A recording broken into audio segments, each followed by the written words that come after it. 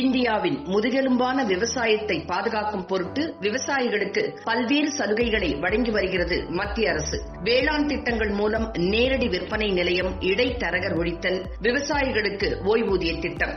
பெரும்பாலும் விவசாயிகள் இயற்கை சீற்றங்களால் எப்போதுமே பாதிக்கப்படுவதால் எந்தவிதமான நெருக்கடியில் இருந்தும் அவர்கள் மீளும் வகையில் இந்த காப்பீட்டு திட்டங்களை மத்திய அரசு மாநில அரசுகள் மூலம் செயல்படுத்துகிறது. விவசாயத்தில் எதிர்பாராத நிகழ்வுகளால் பயிர்கள் அழிவதால் ஏற்படும் நஷ்டங்களில் இருந்து விவசாயிகளை காப்பாற்றுவதற்காக சென்ற 2016 கரீப் பருவத்தின் போது பிரதமரின் பசல் பீமா பயிர் காப்பீட்டு திட்டம் தொடங்கப்பட்டது. இந்த காப்பீட்டு திட்டப்படி தமிழகத்தில் இதுவரை 2 லட்சத்திற்கும் அதிகமான ஹெக்டேர் பரப்பளவில் சாகுபடி செய்யப்பட்டுள்ளன. இந்த பயிர்களுக்கு ரூபாய் 1258 கோடி மதிப்பில் காப்பீடு செய்யப்பட்டுள்ளதாக மத்திய அரசு தெரிவித்துள்ளது. 2017 கரீப் பருவத்திலிருந்து பயிர்க்கடன் பெறுவதற்கு ஆதார் கட்டாயமாக்கப்பட்டுள்ளது.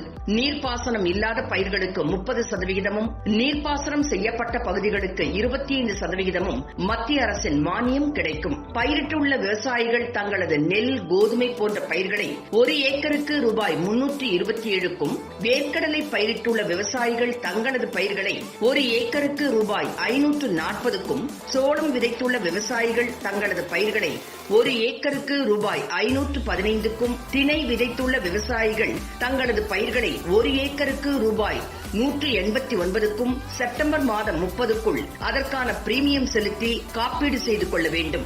இந்த திட்டத்தின் கீழ் நெல், தானியங்கள், வேர்க்கடலை, சோளம், திணை ஆகியவற்றுக்கு மொத்த காப்பீட்டு தொகையில் வெறும் 2%, பருத்தி பயிர்களுக்கு மொத்த காப்பீட்டு தொகையில் வெறும் 5% செலுத்தினால் போதும். விவசாயிகளின் துயர் துடைக்கும் பல்வேறு நலத்திட்டங்களை பிரதமர் திரு நரேந்திர மோடி அரசு செய்து வருகின்றது.